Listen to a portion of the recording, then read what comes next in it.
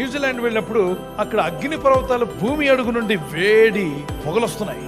Sulphur, వల్కనో gases, వేడి ఆవుర్ల భూమి కింద నుండి వస్తున్నాయి. ఆ పొగలన్నీ కూడా వంట చేసే పొగలు కావు, నిప్పులు గొక్కుతున్నట్టుగా, ఆ లోపల ఉడుగుతున్నట్టుగా. అక్కడ నీరంతా కూడా మరొక కలర్లకు, ఆ నీళ్ళలో చేతులు పెడితే వేడిగా ఉడుగుతున్నాయి నీళ్ళు. బైబిల్లో ప్రభు ముందే చెప్పాడు, భూమి నుండి ఆహారం పుట్టును, లోపలి భాగము అగ్నిమయమై ఉండదు. యోబు గ్రంథం 28:4-5 వచనాల్లో, యెషయా గ్రంథం 66:24 వచనంలో, ప్రకటన గ్రంథం 21:15 వచనంలో, శివ గ్రంథంలో ఎవరి పేరైతే రాయబడి ఉండదో అట్టి వారిని అగ్ని గంధకములతో మండుచున్న లావా గంధకాలు బయటకు, రోడ్డు కారు మొత్తం కరిగిపోతున్నాయి. నరక అగ్నిగుండానికి నీ ఆత్మను పంపుకోవద్దు, నీ ఆత్మను మోక్షానికి పంపించు. నీ ఆస్తిపాస్తులతో పరలోకానికి వెళ్ళలే.